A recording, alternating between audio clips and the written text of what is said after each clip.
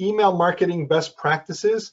And I think it's also important, you know, we're in this COVID-19 era right now, where we're not meeting and communicating and marketing ourselves quite in the way we did at the start of the year. We're not seeing as many people in person. So email marketing may become, for many of us, a much more reliable and reliant type of technology. Not hard to do. And we're going to talk about some, you know, best practices along the way, pros and cons, those types of things. And when you have your questions about anything specific, we'll just address them in a few minutes. So email marketing is a form of inbound marketing. I'm sorry, it's outbound marketing. What inbound marketing is, it occurs when the customers are looking for you. So you are being sought after, you are being found, your business, the services, the products that you're selling. That's inbound marketing. It's basically, you're earning customer awareness. It's not very invasive. One of the ways of inbound marketing might have been like an ad in the Yellow Pages, when a customer opens the Yellow Pages looking for you. So it's not very invasive by you. What you want to do is you want to draw your customers to your products and services. There's lots of ways to do it. There's your website content. You can provide information on your web pages and posts. Your posts on social media as well. Maybe you're a writer of articles and blog posts, whether on your blog or somebody else's blog site. Search engine optimization, that's when you use some techniques within your website to more easily be found in a Google search. You want to come up more readily on a Google search. That's right when someone is looking for you and your business online. And then there's also what's called pay-per-click. And there are several ways to do it. One of the most popular is Google Ads. Maybe you've done a Google search and you get a whole list of results, but the first few have the word ad, A-D, has the word ad right next to the listing. That's because that particular client of Google has a pay-per-click setup. They pay for the privilege of clicking, the client clicking right away. It's very comprehensive. I don't want to say it's complicated, but there are a lot of moving parts, so it's a little complex, and it's also a little bit slow to realize. You know, if I use the example of Yellow Pages again, just because you put an ad in the Yellow Pages doesn't mean you'll get called right away. It's at the time people are calling for you. But on the other hand, it's very durable. Once you're on Google, once you can be found online, once you can be found on the Yellow Pages, people know you are there, and your website, your presence online is found fairly easy and reliably. So it lasts for a very long time. The flip side is what's called outbound marketing. Outbound marketing, very simply, is the opposite of inbound marketing. You're initiating the conversation. You're contacting your customers and your prospects with some message directly. And so that's why that's considered a little bit more invasive, because you're sending it to them. But what's nice is it's simple and quick to realize, because almost as soon as you send it, they get it. We're a little different than inbound marketing. It's when they're looking for you. So some of the traditional forms of outbound marketing, television and radio ads. If you are someone who sits in front of the television or radio and you hear the commercial in between the show segments, that's an ad, and you are getting their message right then. Print media, flyers, brochures, sometimes they're left right at your home or they're mailed to you. You get them right away. Newsletters as well could be sent to you or mailed to you or be put out in public where you can pick them up. And then email, and that's what we'll talk about today. Email is a form of outbound marketing. But one thing that's different about outbound marketing, it's pretty hard to measure the effectiveness, or it's hard to measure your return on investment. And the reason why is when you are sending it to hundreds of people or thousands of people, you're not really able to easily measure who's really looking at it. You know, if it's an advertisement that's being sent by the mail, are they throwing it out right away or are they reading it? And so it's a little bit hard to measure the effectiveness. Of course, you can say, well, I spent $100 and I earned $200, that you can earn. But in terms of the performance of the campaigns themselves, it's hard to realize. One exception to that is email. We'll talk about that in a moment. So what is email marketing? It's basically using electronic mail or email as your means of communicating to your clients, your audience, the people that you want to get the message. And that's simply what email marketing is. When we send an email one-on-one, we don't consider it marketing. It's more of a personal message. But when you use for promoting yourself, your business, your services, that's email marketing. It is a form of outbound marketing because you're sending it to them. And it is pretty simple to realize and quick to realize because you pushed the message out. Nobody needs to find you. They don't need to look for your email. Well, I guess unless it lands in your spam folder, but it gets right to them. And your clients see the message immediately, assuming they open it, of course. And we're going to talk about ways to hopefully improve the chance that they will open the message that you send them. We'll talk about that in just a moment. But why use email marketing? Well, certainly with the COVID-19 world, as I mentioned in the opening, we're not getting out. We're not able to get out as much with social distancing. There's not as many in-person business functions. But most of all, email is actually the #1 app on mobile devices. Now, some of you probably all of us have a mobile phone, some sort of mobile device. And you may say, no, it's a phone. That's my #1 app. Actually, statistically, email is. If you think about the times during the day that you read your email on your phone, in many cases, if not all cases, you're reading your email much more times during the day than you're talking on the phone. So it's the #1 app on your mobile devices, gets used very often. When you use an email marketing software, we'll be talking about some of those in a minute, you can measure the campaign effective. You can measure your return on investment. You can see who has opened, how many people have opened it, where they clicked, all sorts of things. You can't really do that with other forms of outbound marketing, but you can do so with email marketing. And it can therefore be very cost effective. And with MailChimp, one of the providers, we'll talk about some of the providers in a moment, it's actually, they have a free model. It's not as robust as their paid version, but it's a great place to get started. So types of things you may want to send in an email, newsletters. You can have information about your organization or about your products and about anything that's important related to your business, and you can send that out in a newsletter. Monthly might be good.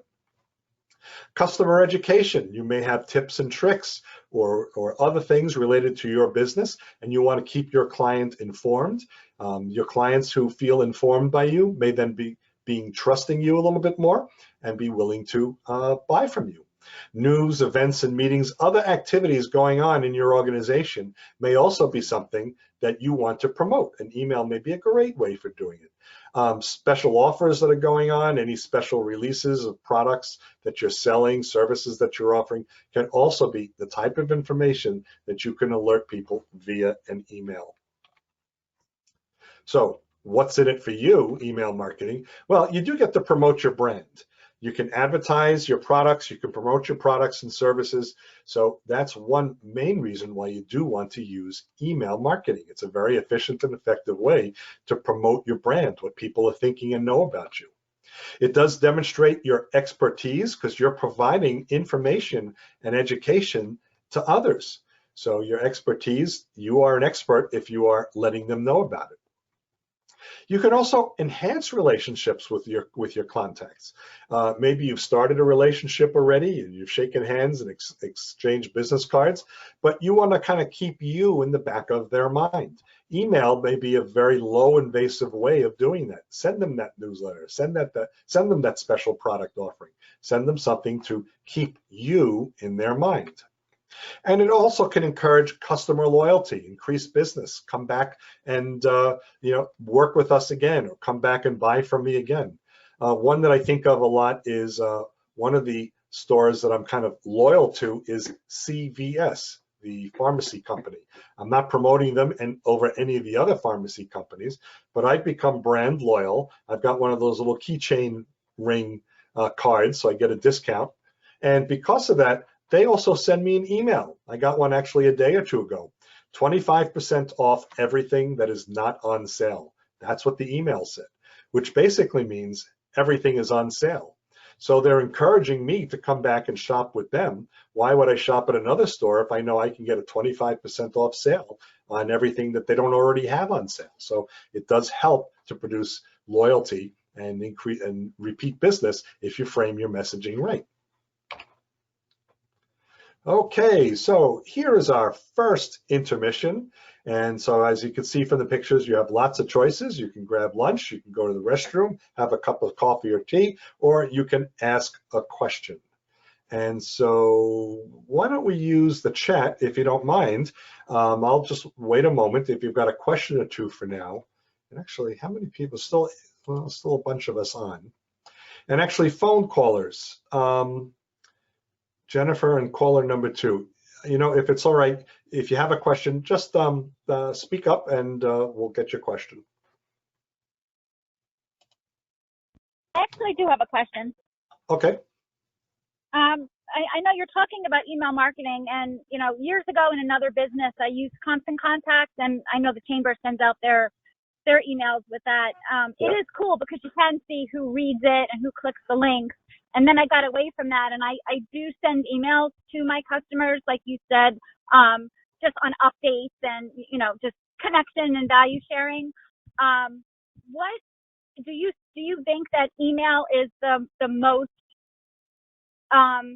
used form of communication as far as communicating with people and having them open emails or texting, or like, so you're sharing the email information. Is that like still number one in reaching customers? I don't know if it's the number one. By being an easy means to communicate with people, I would certainly think it's a very strong means of communicating. You can write your message during off hours. They can read your message during off hours. It's not like you have to catch them during the working day. A lot of times what happens, you send a coupon or a flyer or other information, and so they can print it out, they can keep it, they can have it for a while, where a conversation they have to kind of remember.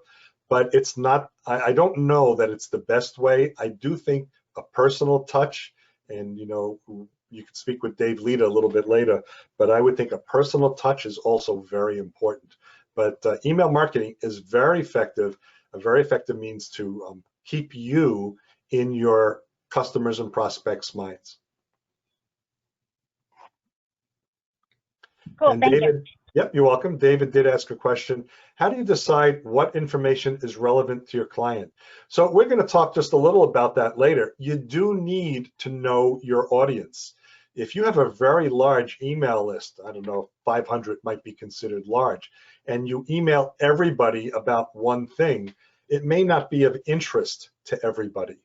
So certainly what you need to do is target your audience. And it could be that you can segment them, the difference between vendors and clients and family members and customers versus first-time contacts. And you're going to want to send information to each group that you believe is the most relevant. Customers that you're doing business with may not need the same type of information as customers you're still trying to woo. So, but you need to know your audience. Yep. Everybody's a little bit different. Everybody's audience is a little different. Certainly things like anything helpful or informative or instructive, that tends to be something very helpful to keep you in the back of their mind, whether it's through a newsletter or tips and tricks, something like that could be helpful. Yeah, good question. Yeah, well, I use like a dedicated email to do my email marketing. I don't know if that's necessary, or you can use, if you have a Gmail account or Yahoo or whatever. Well, you certainly can use a dedicated email address if you want to keep all of the replies from, you know, you're going to send it out to a lot of people. If you want to keep all the replies in one place, one way to do it is to have a dedicated email address. You know, we're in business. I am not a fan of being in business and using a Gmail or a Yahoo or an AOL account. Because if you have a branded email, you know, David at Princeton Tech Advisors, where it's at the company, it certainly looks a lot more professional. So if you can, I would suggest getting a branded email. Now, you can also get multiple email addresses branded as well. Okay. Yeah. And by the way, if it's not gmail.com or not outlook.com, which are Google and Microsoft and a couple of others, Yahoo, AOL, Hotmail, those are older. And so there are connotations that go with those also. If someone had an age discrimination issue, they don't want to work with an older person, they want to work with a younger person.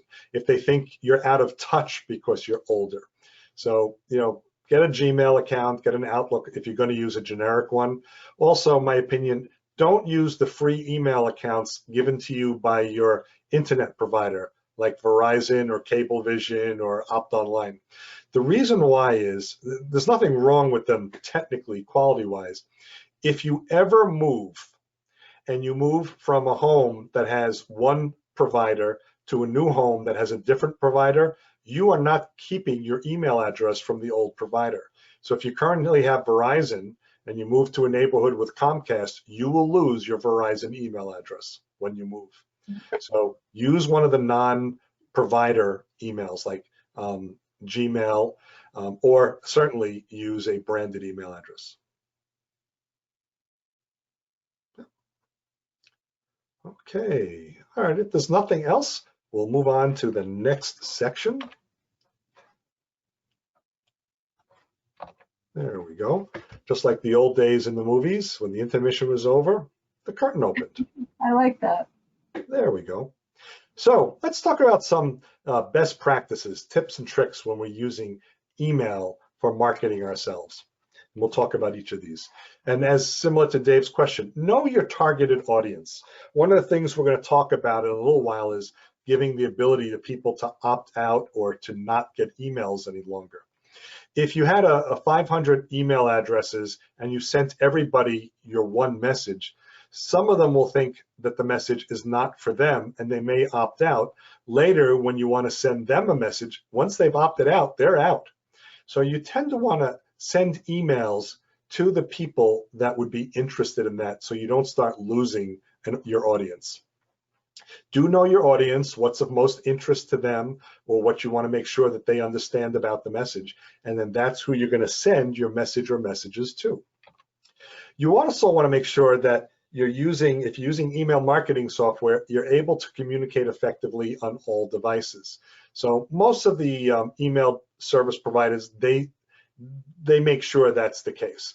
But if you're using an email system that says, we don't have phone capability, you're not going to want to do that because it may be hard for people using phones and tablets to otherwise read your message.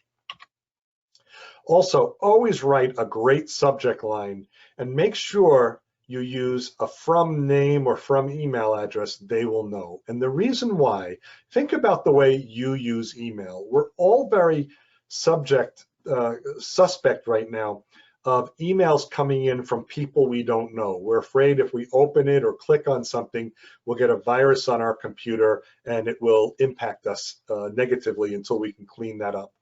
Or it's just useless. So do make sure you write a subject line, something that's of interest to your audience. And certainly make sure you use a from name they will know. So it's either the name of you or the name of your company. So make sure, so this way they're more likely to trust the message and be willing to open it and read it. Also, be careful if you buy a list of email addresses. And I am not a proponent of buying email address lists.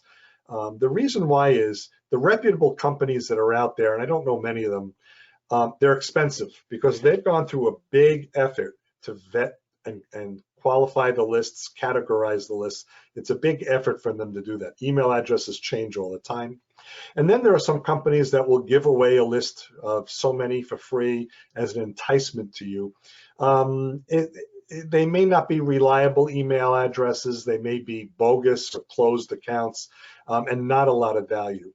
And when you use some of these email marketing services like MailChimp, Constant Contact, and others, if you create a list of email addresses and it's filled with a lot that they have on their kind of blacklist or they kind of red flag, they will actually disable your account or disable the list that you have. You can't use them anyway. So it can create problems with those companies. So be very careful if you're being offered a list. Of course, if it's, friends gives you some email addresses, that's fine. But one of these companies that sell it, just be very careful. Also, make sure you include text. And you may go, duh. A lot of people send messages that don't have text. They usually put like a picture that has everything in it. And also limit the number of photos and graphics. It's not a bad idea to have one or two, because certainly pictures garner interest, bring home the point and all that. But what has been learned is a lot of the email companies like the Verizon.net and Comcast.net, the ones that all service email for their clients, they have their own spam filters. And if they see messages that don't have a lot of text or have too many pictures, they may flag it as spam, and your message may not be seen or may not be seen in a timely fashion. The reason why is they're concerned that you're hiding something inappropriate on the image. They can read text, but they don't typically read the text of a picture. So do have plenty of text. And what takes that even a step further, don't publish your entire message as a picture or a PDF file. It's very easy to take a flyer that you may have, just put it in your email and send it out. But just as I mentioned before, you do need to make sure that your recipient email address is going to let it come through. It could be that you have something inappropriate in the picture that they can't tell, and they would be a little bit cautious, protect their customer, and not let the email through. So include text, limit photos, not eliminate, but limit. I don't have a percentage for you. The email providers don't release their own rules for screening email. They keep that a bit proprietary. So just kind of use this as a general rule of thumb.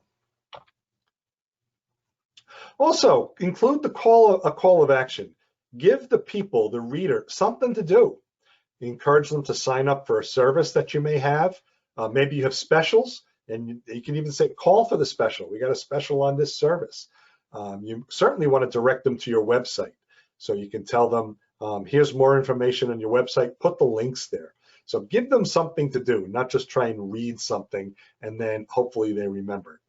Calls to actions are very effective in engaging people in email. Also, do make sure you have your website address, your social media links in your signature. Your signature is the part at the bottom where it says, thank you, David Schuchman, and put that information. It's like a business card. It validates to other people who you are. After all, if you have a website, you must be a real business. Social media links, these are all things that people can then follow up to learn more about you. And you could also measure your campaign results. And you want to keep track of what's working and what's not working. In the marketing world, some people call them A/B campaigns. You might send out one email message in a format to half of your email addresses. The other half of email addresses use a slightly different format. You might get a better hit rate with one over the other. You can track these results. You want to measure and track them and see which ones work, and try to avoid the ones that don't work to increase your hit rate with email marketing. Okay. Also, use links to direct readers to specific web pages. So if you have a products page and a services page and the contact us page, and you have a piece of text in your email address that says, we have all the latest products, instead of just having your home page as the link on your website, you may want to say, you may want to direct them to the specific page. So it's direct and they get to it directly. It's a lot easier for them. And also, follow the regulations. There's actually a law we'll talk about in just a moment called the CAN-SPAM Act. And so we're going to go over that in just a moment, but do follow the regulations when using email marketing, because otherwise you are, quote unquote, breaking the law. And I guess you can be called out on that. I've never heard of anyone specifically being fined or arrested, but I guess it's available to the authorities if you abuse the privilege of email marketing. So what is the CAN-SPAM Act? Has nothing to do with that tasty lunch you eat. This is actually called Control the Assault of Non-Solicited Pornography and Marketing. I guess they just needed a way to come up with a word. these words. So that's what the Can-Spam Act is. It's actually signed into law. It's a federal law signed by George W. Bush in December 2003. And some of the key points, you do have to have accurate from and to lines. So if you are sending an email from you, it's coming from you. You've probably seen those emails that say it's from another company to sign up for something or to click on the email. And once you get into it and you open it up, you realize they kind of fooled you. They call that phishing. And so where someone tries to create an email that just looks like someone else's to convince you to do something. So by the law, it's got to be accurate. The subject line has to be relevant to the information in the content. So in other words, if you have something kind of illegal in the content of the message, you cannot have a subject line to hide that. So if you were trying to, smuggle guns or sell drugs, the subject line would not be, well, first of all, you shouldn't say I'm smuggling guns in the subject, I guess, but it shouldn't be something like, learn how to use email marketing, and then open it up and you can buy guns. By the way, that's not my message. I'm not doing that. So it does have to be relevant according to the Can-Spam Act.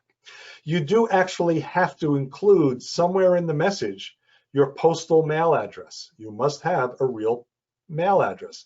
It can be a P.O. box, that's okay. I'm sorry, it cannot be a P.O. box. It has to be a physical address to show that you are a physical business. If you do have a P.O. box, the way you can kind of get around it is your post office or the UPS store does have a street address. So you can say, number 1 Main Street, box number so-and-so, that would count. But a P.O. box by itself would not be accurate. The message should contain at least 1 sentence. And it's kind of like the requirement or the best practice a little bit before, but it is a requirement. You actually write something in your message. Again, not just pictures. Okay, and you have to have a reliable and easy way for someone to opt out, and you must honor that request in 10 business days. So in some cases, they can click the unsubscribe button. That's kind of automatic and happens quickly. You may have seen in other cases, someone says, respond to this email with the word unsubscribe in the subject. That's perfectly okay. You're now giving them a way to opt out. You have to honor that. So you would have to go into your email system and manage the unsubscribe a little bit manually. Just be aware of that. Okay. You also have to tell them why they got the message. If they don't know why they're getting the message, they may think this is spam. And so technically you do have to tell them why they got this message. So I'll show you some examples. This is at the bottom of messages that I send out. On the left side on top is my mailing address, my physical address. Now that is actually, it does have a box number 100 there as well, but there is a physical street address and that counts. In the middle, the arrow shows how they can unsubscribe. So this is an easy way to do it. They just click that button and my email system will mark them as unsubscribed. And then the arrow below, you can see there's a question and a link. Why did I get this? So I'm giving them a way to find out why they got this.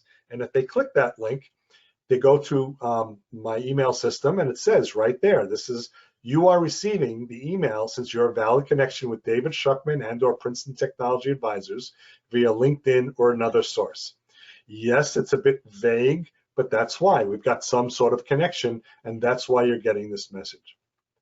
And even on this screen, they can further unsubscribe if they want to. So I happen to use MailChimp, Constant Contact, and many of the others include similar functionalities. Okay, here is our second intermission. So if you have any questions, please let me know and we will address them right now. There's a third section of this presentation and I'll have Q&A at the end as well.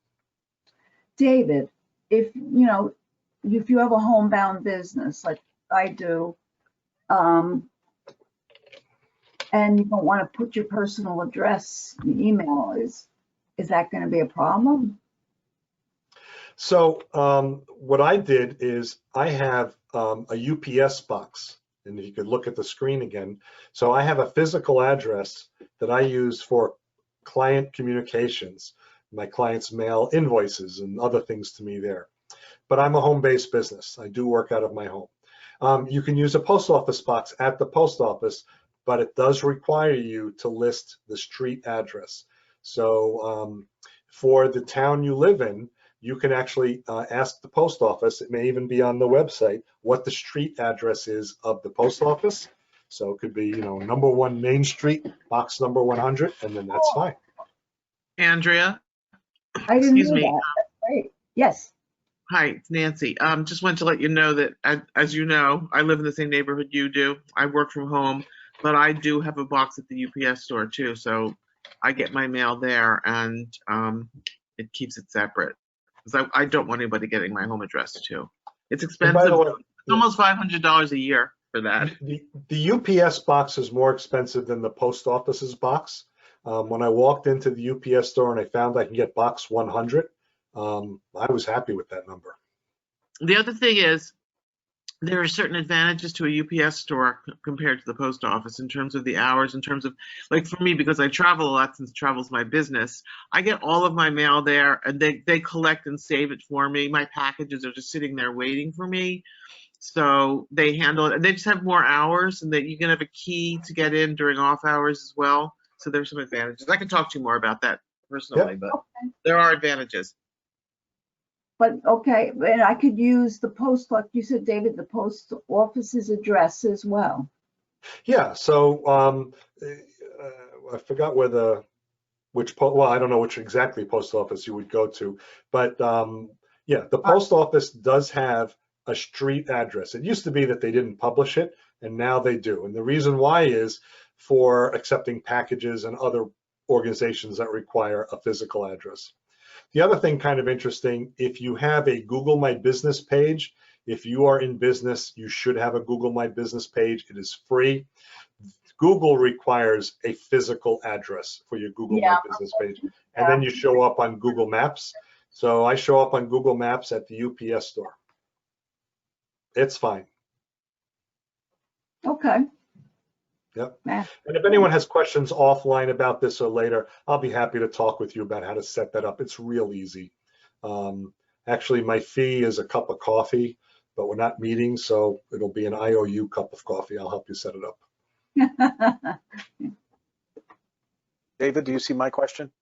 Let's see. How can we get, that's from Dave Lita. How can we get to someone who we are not connected to subscribe?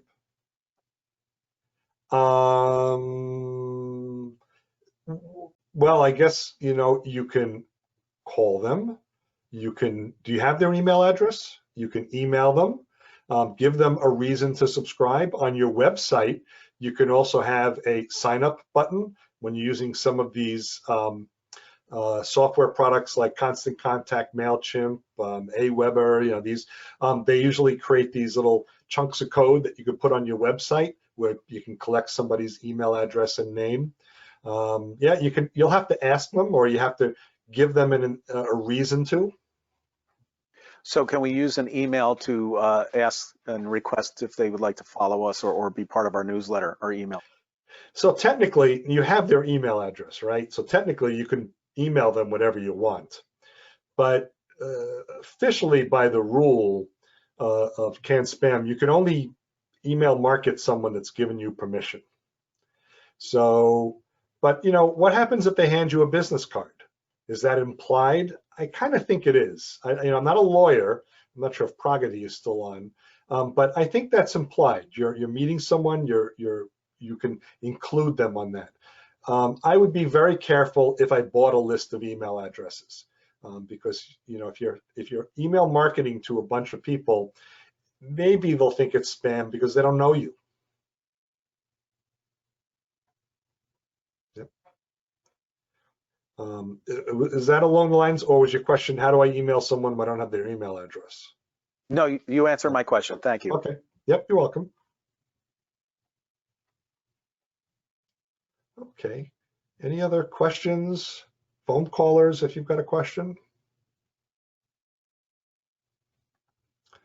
Okay, so for those of you that like the curtains, we will just move along. So let's talk about some of the email marketing solutions that you may have, ways of doing email marketing. Now, we're not deep diving into this. We're really going to kind of scratch a little below the surface, but wanted to kind of introduce the topic to you, but it's not going to be a specific how-to using any specific product. What I can tell you, I've used 4 different tools. They all do the same thing, but they put their buttons in different places. So you can kind of get it done. One is called MailChimp. You may have heard of this. What's funny is a lot of people have not heard of MailChimp, but they've got the market share. It's a 45.5% market share as of 2016. That's the latest I can find reported. I'm sure it's more than 7 million users. One reason why their market share is so high, they had a very robust free product offering. And they've slowly been taking things out of the free product offering. But if you have a legacy free account, you've got most of that. But going forward, if you bought a new or signed up for new MailChimp free account, some of the services you can't do. And we could talk more about that offline. Constant Contact, that seems to be the one that's very business focused. A lot of people know it. They do promote themselves more than some of the other companies. And so they advertise on radio and television. So they're well known. It is a very good product also. I know the Chamber uses Constant Contact as well. All the other software products themselves only have about 1/3 of the market, give or take. Again, this is a few years old. Others that I've used, iContact and Aweber. And again, they all seem to do kind of the same thing, but they all put their buttons and menu items in different places, but you can typically do the same things. In addition to sending out emails, you can integrate your mailing list, your emailing list with your website and social media and other places to collect email addresses. You can use your own email service providers. If you have Gmail or Hotmail or Yahoo or anybody like that, you can copy and paste a whole bunch of email addresses in the address line and then send a message. So that's something that you can use as well. And then there's what's called Mail Merge. The Microsoft Suite does it, Google Suite and others. You might have a whole list of email addresses in a spreadsheet. You might have a message that you wrote in like Microsoft Word. And then what you can do is you can send it via email like Outlook by merging the letter in MailChimp with the email addresses in Excel and send out those messages. So you can typically do that through Microsoft as well. Of course, Microsoft has Outlook, which does make that a bit easier, but that would still be a tool, Mail Merge. Okay, but I really would say if you're going to be very interested in using email marketing as a marketing tool, don't use your own service like Gmail and Yahoo and AOL. Really use one of the email marketing services. They make it easier. Here are a couple of reasons why. It is very hard to comply with the Canned Spam Act, specifically opting out. Opting out will be a very manual process if you're using your own email account without using a service. It's also difficult to track campaign performance. With these tools, they keep track of who's opened and who's clicked on links and other things. And if you send out something through your Gmail, you just never will know if it's being opened or not. But there are a lot of statistics available in these tools. Also, when you use your own email, they typically limit the number of email addresses. I think Gmail is 500, so it is pretty robust. But if you've got a very big mail list, you're going to have to send messages multiple times. Also, when you do mail merging, I know Google has limits on mail merge. And again, so I think it's 250 email addresses that you can mail merge. So therefore, you would have a list of greater than 250, you're going to send out more than one message. Also, remember, when you send an email to a lot of people using your own email system, use the BCC field to put the email addresses, not the to field, the letters TO. The reason why is when you send it to somebody, everybody gets to see all the other email addresses. And then when they respond to you and hit reply all, everybody else gets the message that you're replying to. But BCC blind carbon copy, no one else will see who the other email addresses. And when they hit the reply or reply to, it will only go to you, not the others. It's also harder to automate sign up. Excuse me. So if you have or want to have on your website the means for people to sign up to be in your email list, it's going to be a lot harder. You're going to have to write your own code or get some plugin or something for the website to communicate with your email system. But if you use these email service providers, they make that very easy. Let's talk a bit about email campaigns, the campaigns you're actually going to create and send. So they have something called the subscriber list. It's basically your file of email addresses and whatever other information you keep. I don't think you need much more than email address and first and last name, but you can keep other information, maybe state or zip code or other things, if you're ultimately going to create a subset to send to a targeted audience based on that information.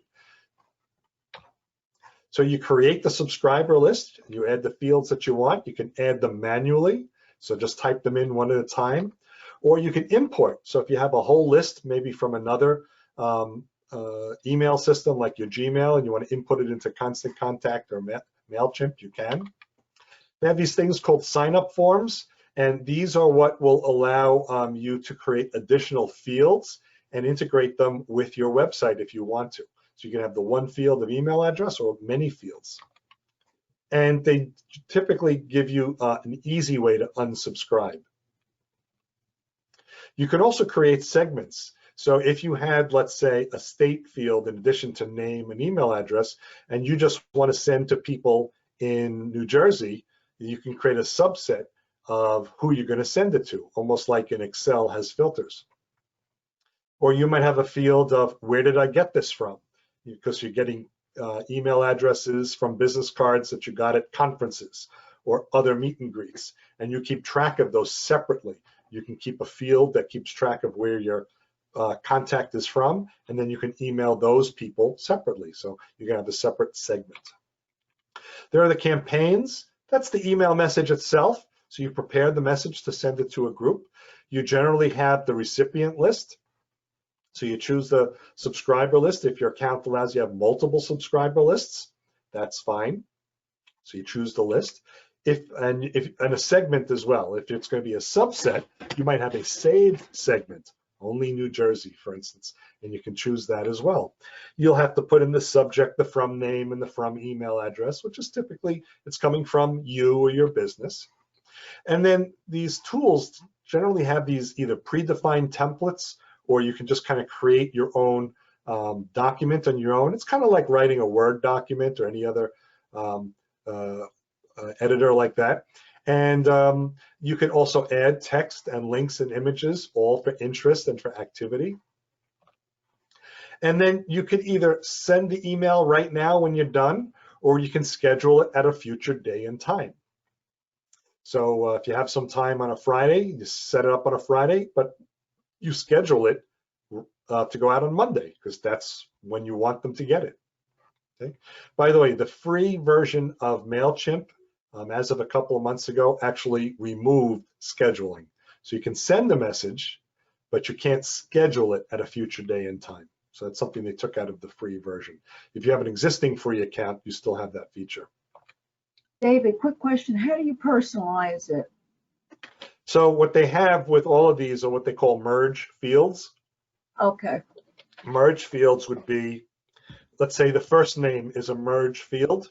It means you could merge that data with the message.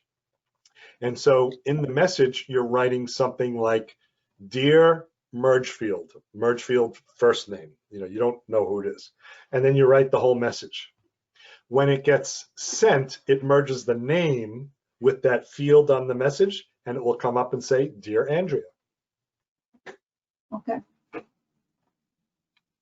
Yep. So these tools also have metrics and reporting and ability to keep track of the performance. You can actually see who opened the message. And so you can see who clicked on any links. If you have a link to your website or specific web pages or specials or anything else that you have, you can actually see how many clicked and who did it. If you're going to try different things out, you might try putting the link at the top, the middle, the bottom on 3 different messages. See which gets the most links, the most clicks. It'll tell you that. You can see who's opted out and why. And then you can also figure out who has not opened the messages. You may want to do a different sort of campaign to people who haven't. So if half your people opened the message and half didn't, you may want to call those people. It could be the messages in the spam folder, not of interest to them. You don't know. Okay? By the way, about opting out, this is kind of funny, but when you have an email system like this and you start seeing people opt out, the first few times it happens, you take it personally. Oh, why did Andrea opt out of my message? Why did David opt out? Don't take it personally. It just happens. So with those metrics, you can track the performance over time. You can see who opens up regularly and who doesn't. You can see all sorts of information about the activity and effectiveness of your message. You also see which ones bounce back. It'll come back into the system, so you'll know when you have bad email addresses. It could be a typographical reason, or it could be someone has changed their email address, and you'll be able to track or follow those separately. So you can take actions on any of those things. These systems won't tell you what to do, but they'll give you information for you to make a decision. So as we wrap up, you can use email marketing to send messages directly to a targeted audience. And that's really what the goal is. And it can be very cost effective as outbound marketing, and you can measure the return on investment. Certainly follow some of the best practices I gave you, the tips and tricks. Follow the rules of the Canned Spam Act. I gave you the most important ones. Email marketing software, it can increase the effectiveness of your email campaigns over using your own email address and your own email account. You create the subscriber list, you can create the campaigns, it's very efficient and effective to do so, and then monitor and track the performance of each of those campaigns. And you'll get a sense of what will work well and what doesn't work as well. And then you can get yourself started. So for anyone who wants a copy of this slide deck, it's right there on my website now. So if you want to write this down, you can. I'll have another contact page in a second, but just showing you right away. So you go to my website, princetontechadvisors.com, click on the workshops menu item on the top, and then near the bottom, click on recently offered presentations. There's a whole list of different presentations there. The one right at the top right now will be this one. It's a PDF version of the file, and you're welcome to download it and use it as you want. Probably later or tomorrow, let's just say by tomorrow, we'll have the video of this up on the Chamber's YouTube channel. So if you want to watch it again, or if you joined us a little late, you're certainly welcome to watch it at that point. Okay. So any more questions? We might as well just leave we don't have to use the chat. We could just use our voices, remove your microphone, turn on your microphone and do that. I have a question. Sure.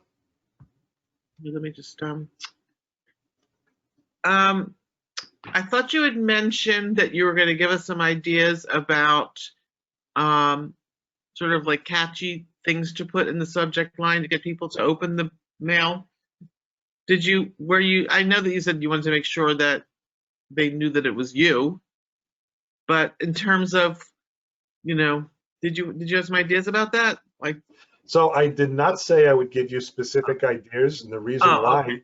I would not give you specific ideas is because, Nancy, the specific ideas for you would be different than, let's say, the specific ideas for Andrea. But what I did talk about was it should be very relevant to get their attention, because what does happen when someone receives an email, when you or I receive an email, if we don't know the recipient, or if the subject is not of interest to us, we may be hesitant to open the message because we're a little suspect. But no, I don't have specific ideas. It should be very relevant to whether the content of put the it in message. the question form or ask, I guess that's where I thought you were going with it. All right, it's okay. Well, yeah, I don't have an opinion about that in that particular case. I think it really depends ultimately on the content. Being part of cruise planners, You might have something interested. Are you tired of your staycations? Something like that. But if you open that up, it has nothing to do with cruising. That would be inappropriate. But I don't have some specifics. Now, also what you do is, because you can use these systems, you can keep track of the performance of the message. You might send out a message to half your audience, are you tired of staycations? And you might send the same message with a different subject that said, are you ready to go away? Two different subjects, but the content is the same. And then you can look which percentage is being opened the most, and you might get a sense of what works right. And so we did talk about it a little earlier. It's a bit of trial and error, and everybody's best, right message in the subject is going to be unique to them.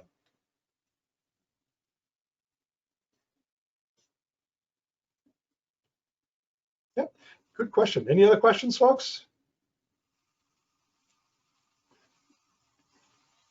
Okay, well, there's my contact information.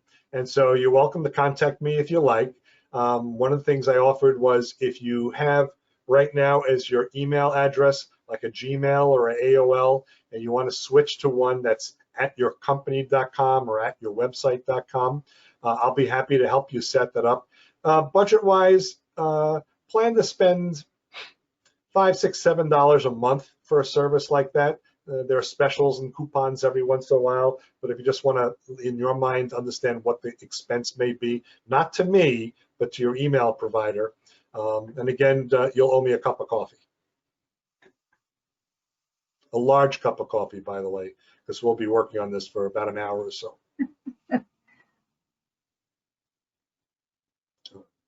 So any other questions? If not, I'll turn control back